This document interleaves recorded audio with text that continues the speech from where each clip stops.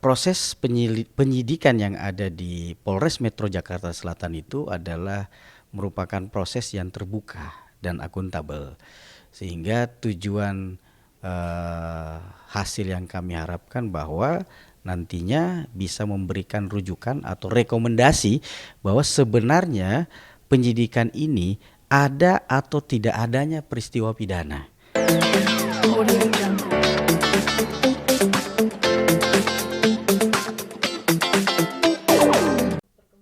Untuk yang di Polres Jakarta Selatan ya, kalau di Polres Jakarta Selatan kami terakhir kemarin sudah gelar perkara khusus ya. Permohonan kami telah disetujui dan akhirnya dilakukan gelar perkara pada hari Jumat minggu lalu ya. Apa yang menjadi tujuan dan target kami untuk meminta gelar perkara supaya proses penyidikan yang ada di Polres Metro Jakarta Selatan itu adalah merupakan proses yang terbuka dan akuntabel, sehingga tujuan hasil yang kami harapkan bahwa nantinya bisa memberikan rujukan atau rekomendasi bahwa sebenarnya penyidikan ini ada atau tidak adanya peristiwa pidana. Apakah alat bukti yang menjadi dasar naiknya penyidikan itu memang punya kekuatan hukum pembuktian atau sebenarnya tidak. Makanya gelar perkara khusus itu dibuat. Karena kalau peristiwa hukumnya saja tidak ada, kemudian mau membahas alat bukti itu sudah tidak relevan. Jadi sebuah penyidikan itu harus menemukan dulu peristiwa hukum pidananya ada atau tidak. Itu yang menjadi sentra poin di dalam sebuah proses perkara pidana ya. Dan itulah yang menjadi tujuan kita sehingga terjadilah gelar perkara kemarin. Cuman kami sayangkan ya, pihak pelapor hanya diwakili kuasa hukumnya. Seharusnya forum kemarin itu dimanfaatkan oleh Arina Winarto sebagai pelapor untuk memberikan ya penjelasan atas laporannya. Karena kebingungan kami juga ya ketika kami tanyakan sebenarnya tuduhan penggelapan ini berapa dan bagaimana, lawyer mereka nggak bisa jawab. Jadi oleh sebab itu ya peserta gelar kemarin juga ya cenderung melihat bahwa pelapor ini tidak bersungguh-sungguh bisa menjelaskan apa sebenarnya tuduhan mereka kepada klien kami. Berubah-berubah. Kalau Anda lihat di media itu katanya 2017 ada 147 juta. Kemudian tiba-tiba melonjak jadi 6,9 miliar. Sekarang terakhir mereka lagi ribut bagaimana 2 miliar, kan bingung kita. Ya kan? Jadi sebab itu peristiwa pidana itu betul-betul harus ditentukan terlebih dahulu ada atau tidak. Tidak boleh menaikkan suatu penyidikan, memeriksa atau menuduh seseorang itu dengan alat bukti yang sangat lemah, nggak boleh. Ini sudah pernah belum mediasi antar mereka berdua nih Bang, Mas Tiko dengan mantan istrinya Bareng? Gini, kita menunggu mediasi itu karena kemarin kan pihak kepolisian Resort Metro Jakarta Selatan sudah berkeinginan menjadi mediator. Namun tiba-tiba kami melihat lawyernya diganti. Ya kan? Kemudian lawyer yang baru juga pada saat gelar perkara tidak mampu menjawab apa-apa. Jadi kita tidak tahu motivasinya apa dari pelapor, ya kan?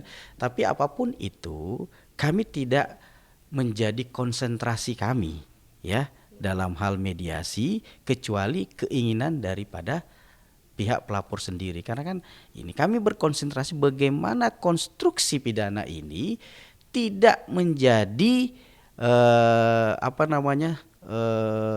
sebuah tindak pidana yang sesuai dengan tuduhan mereka. Kami berusaha membantah semua tuduhan-tuduhan mereka dalam gelar perkara maupun dalam pemeriksaan sebelumnya. Dan saya pikir di dalam forum gelar perkara khusus kemarin peserta gelar bahkan penyidik pun itu juga tidak mampu 6,9 miliar itu didapat dari mana. Ketika dipertanyakan oleh peserta gelar, saya sebagai kuasa hukum minta izin kepada peserta gelar untuk menjawab 6,9 dari hasil auditnya itu. Ya, ternyata semua angka-angkanya itu tidak kredibel, tidak bisa dipertanggungjawabkan, sehingga menurut saya perkara ini sebaiknya ya diambil langkah yang lebih baik untuk dihentikan. Itu yang lebih rasional, karena secara hukum peristiwa pidananya tidak ada, menguji alat bukti sehingga naiknya sidik juga sangat diragukan, gitu loh. Oke. Dan akhirnya di sana belum selesai, tapi akhirnya Mas Tiko membuat laporan balik kepada mantan istrinya. Iya, karena begini. Sudah memikirkan matang-matang. Ya, Mas Tiko ini begini, sangat sudah memikirkan ya panjang bagaimana ya. Tapi kan berita dari sana juga cukup apa namanya, tendensius, terus memaksakan sesuatu hal yang kita uji pun kemarin tidak datang. Ini kan juga kita sayangkan, padahal kita mau untuk menanyakan apa sebenarnya alat buktimu, tuduhanmu itu. Kan framing terhadap Mas Tiko ini sudah seolah-olah seperti penjahat bagaimana kan, dituduh ngambil duit 6,9. Ya padahal fakta-fakta setelah gelar kemarin kita lihat pada saat gelar tidak seperti itu. Bahkan menurut saya tidak ada peristiwa pidana di dalam kerangka konstruksi laporan polisi yang dilayangkan oleh AW. Oleh sebab itu memang ada laporan polisi terhadap AW sendiri yang kita layangkan di 12 Juli 2024. Itu Mas Tiko sendiri yang hadir ke SPKT, tanda tangan dan membuat laporan kepada Arina Winarto berkaitan pasal 32 Yunto pasal 48 Undang-Undang ITE. Apa yang dilaporkan ya berupa adanya pengambilan paksa ya data-data milik di dalam laptop iMac milik Mas Tiko. Ya, data-data file tersebut adalah data-data yang berharga, berupa data-data perusahaan, data-data berupa ya properti, galeri, foto-foto dan video, dan mungkin juga ada beberapa lagu yang merupakan properti ekonomis yang Mas Tiko pergunakan di dalam dia sebagai musisi ya.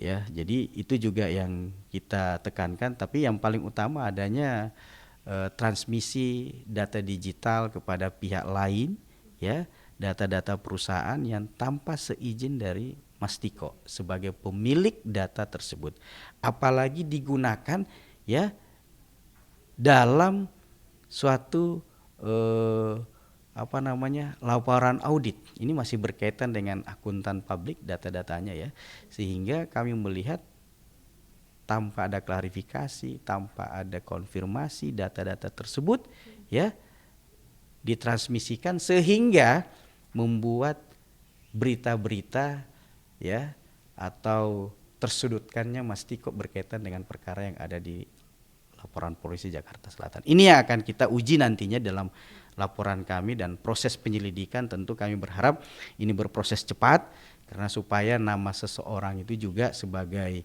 pencari keadilan juga bisa mendapatkan utuh ya apa yang menjadi haknya. Gitu. Bang, itu posisinya datanya diambil dari laptopnya sendiri ketika itu posisinya di Mas Tiko atau di pihak mana?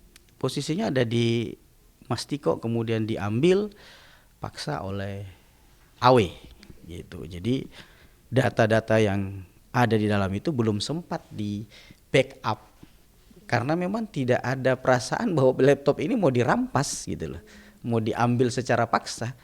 Jadi secara tiba-tiba dia datang di kediaman ya, diminta datang ke kediaman oleh AW, Mas Tiko datang kediamannya AW, kemudian laptop itu diambil. Ya kalau seandainya mungkin ya mau diambil ya mau dimanfaatkan mungkin karena alasan buat anak apa segala macam ya kita nggak tahu ya, tapi yang jelas ada juga data-data berkaitan dengan permintaan laptop itu yang memang Arina menolak untuk memberikan gitu. Sekarang laptopnya Ada dalam penguasaan AW gitu. milik pribadi Mas Tiko. Ya secara informasi dari klien kami, baik data pribadi maupun keduanya kan laptop itu ya memang milik perusahaan ya. Kalau pembuktian milik siapa ini kan agak sulit karena dulu kan mereka ini kan laptop ini adalah milik suami istri ya, kemudian sekarang itu waktu bercerai dikuasai oleh Tiko ya kan, jadi kan ya harusnya kan concern saya bukan persoalan siapa milik ini siapa, tetapi ada data pribadi berkaitan dengan undang-undang ITE yang ditransmisikan atau dipindahkan ya kepada pihak ketiga tanpa seizin dan konfirmasi, dan ini merugikan dari Mas Tiko gitu. Bang, tadi ada apa? Tidak ada peristiwa Pidana. di situ. Boleh jelaskan mungkin seperti apa, Bang? Tidak ada peristiwa pidana di sana sehingga Mas Tiko tidak ada sama sekali menggelapkan uang. Ya, kalau berbicara dengan laporan AW di Polres Jakarta Selatan, peristiwa pidana itu adalah apakah benar suatu laporan itu ada fakta hukum terjadinya suatu tindak pidana. Jadi peristiwa itu harus dilahirkan dari sebuah konstruksi, ya, sehingga ditemukan alat bukti. Kalau peristiwa hukum pidananya saja ini tidak ada karena dianggap ini adalah bisnis, ya, dan uangnya juga dipakai untuk kepentingan bisnis dan bisa dipertanggungjawabkan, ya. Peristiwa apa yang muncul situ? Tidak ada. Pidana tidak akan muncul kalau tidak ada peristiwa. Dalam konstruksi gelar perkara kemarin yang kami sampaikan, kami sudah paparkan bahwa semua dana-dana ini ya awalnya bermula dari uang kredit yang dijaminkan dengan uang 2 miliar. Ya. Dan itulah yang menjadi modal usaha yang 1,9 itu. Jadi modal usaha sebenarnya 1,9, 1,8. Tapi kan ada kos biaya yang muncul sehingga itu semuanya sudah dikeluarkan. Jadi ketika itu semua dipermasalahkan ya dengan angka-angka yang berubah, ya pelapor juga tidak inkonsisten. Sangat tidak konsisten. Kami mulai inkonsistensinya dari 147 juta, dari 6,9, sekarang 2 miliar. Jadi peristiwanya yang mana sebenarnya? Kalau pelapor sendiri ragu dengan laporannya, kenapa harus penyidik bersusah payah untuk mempertahankan penyidikan ini? Berikan keadilan kepada orang yang difitnah, ya, dicemarkan nama baiknya, ya. Ambil SP3 buat penyidik. Menurut saya itu langkah yang tepat. Gitu. Bang, ini mendistribusikan data yang ada di laptop. Maksudnya ini data-datanya yang termasuk 6,9 miliar itu sudah terinformasi di media begitu ya, Bang? Bagaimana? Sudah Belum. di media publik. Jadi 6,9 itu kan saya sampaikan dalam gelar perkara. Saya juga tidak mau menyampaikan kalau belum terpublish di dalam gelar perkara. Jadi angka-angkanya itu saya harus simulasi sebenarnya. Gitu. Jadi 2 miliar adalah uang jaminan Arina yang disetujui untuk dijaminkan ambil kredit 1,9 miliar di Bank Danamon. Kemudian 1,9 ini menjadi modal usaha dari restoran. Oke? 1,9 ini tentu ada pengurangan biaya, mau furniture, terus biaya vendor untuk bangun restoran apa segala macam, terus bayar dan lain-lain, sehingga dalam perjalanannya ternyata 1,9 ini tidak mampu dibayar secara kredit, sehingga tahun 2017 kurang lebih ya dana jaminan ini atas kesepakatan Arina dan Tiko cair untuk menutupi kredit yang diambil, ya. Nah, dari cairnya tersebut ada hitung-hitungan kelebihan dan apa segala macam, itu menjadi permintaannya untuk dikembalikan atau gimana ya, itu udah jelas. Nah, ini 2 miliar ditambah 1,9 miliar yang sudah dipakai secara operasional. 2 miliar juga ini tidak dalam penguasaan Mas Tiko, ada di Bank Danamon karena sebagai jaminan. Kemudian ditambah lagi sebuah proyeksi laba rugi yang terjadi ya seolah-olah ini masih angan-angan, sekitar 2,2 miliaran. Ya. Jadi uang yang belum ada ditambah yang tadi 2 item ini menjadi total 6,1. Oke. 6,1 ditambah 800 juta nilai selisih katanya berkaitan dengan furniture yang ada di restoran. Furniture itu masih ada di restoran gedung DH Tower.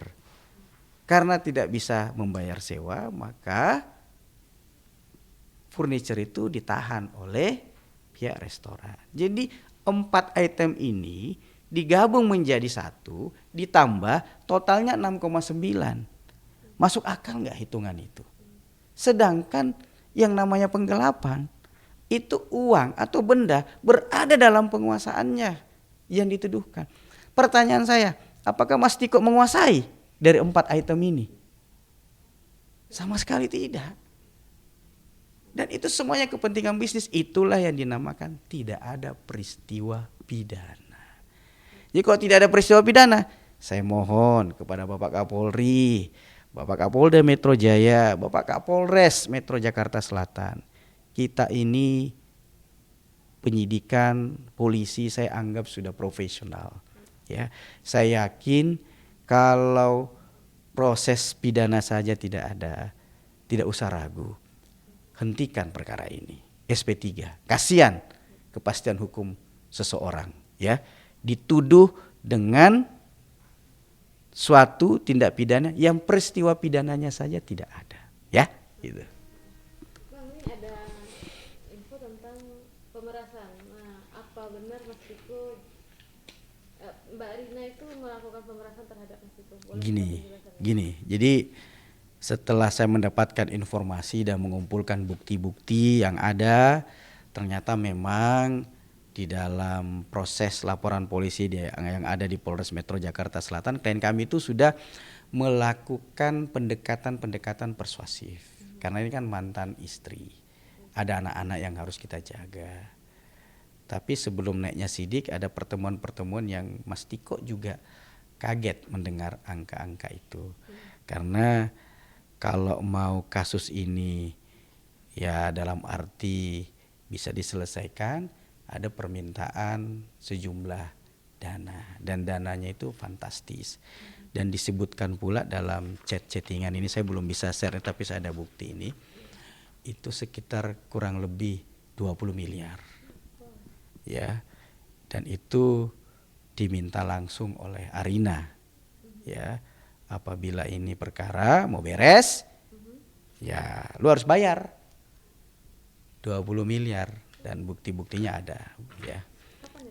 Itu kalau secara lisan pertemuannya mungkin ya, karena diskusi sebelumnya itu sebelum naik sidik, ya, dan permintaan selanjutnya melalui chattingan itu 23 April 2024. Gitu. Jadi setelah naiknya sidik ya, karena Maret kalau tidak salah naik sidik, kemudian ada permintaan melalui chat itu 20 miliar. Makanya saya nggak tahu motif apa sebenarnya dalam laporan polisi ini. Kok pelapor itu sudah berubah-berubah, laporan dugaannya berubah-berubah, tidak ada peristiwa pidana, tapi ya apakah memang benar-benar gagal move on atau bagaimana, saya nggak ngerti lah. Itu biarkan pers maupun rakyat atau publik yang menilai sebenarnya kasus ini seperti apa sih, ya. Sudah jelas sekali dalam gelar perkara tidak ada peristiwa pidana dan memang ada motif lain di balik laporan polisi, ternyata ada permintaan dana tertentu gitu. Bang, banyak pertanyaan. Mas Tiko kan punya anak-anak dengan Mbak Rina, itu ada kesulitan tidak Bang untuk bertemu dengan anak-anak? Atau memang normal aja, masih baik-baik? Kalau pertemuan mungkin 2 minggu sekali ada, tapi setelah kasusnya ini baru rutin 2 minggu sekali, dan itu pun menurut informasi dari pihak keluarga tidak lama, 2-3 jam udah, dan itu pun dikawal sendiri oleh Arina, ditungguin oleh Arina, ya. Jadi Mas Tiko juga merasa bahwa ada yang tidak puas juga bersama dengan anak-anaknya. Beliau kan enggak apa-apa dong pinjem anak, atau kan bapaknya sendiri.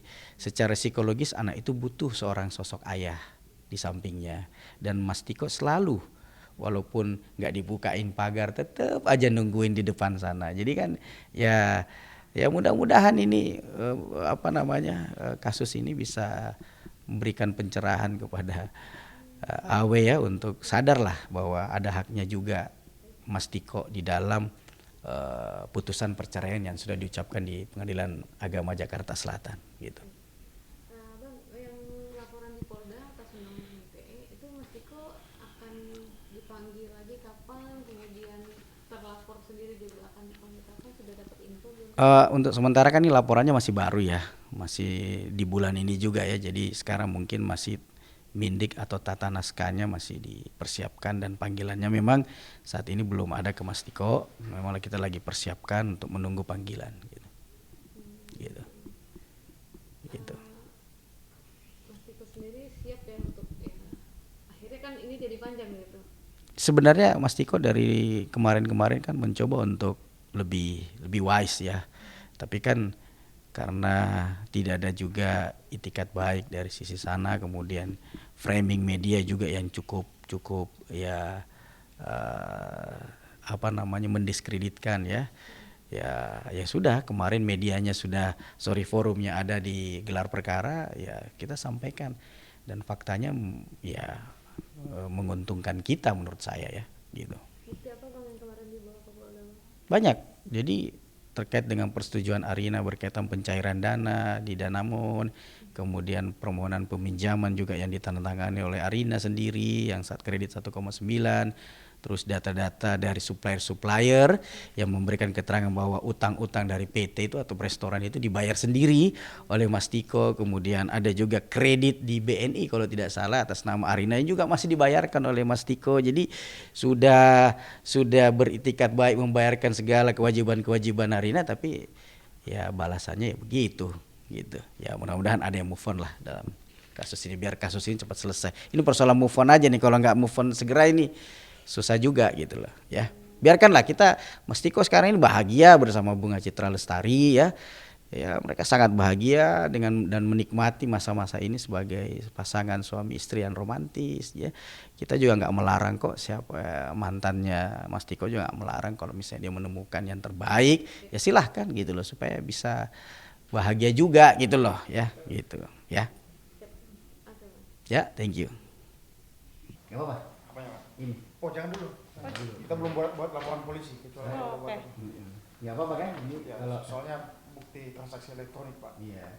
Jadi nggak boleh dulu. Nggak boleh Kalau dulu. ini kita bisa ini. Ya. Ya, masuk lagi. Ini LP-nya. Kita kasih MNC. Baru ya Bang? Berarti detik.com tadi dapatnya dari Polda dong? Dia detail juga loh Bang. Audio Jungle.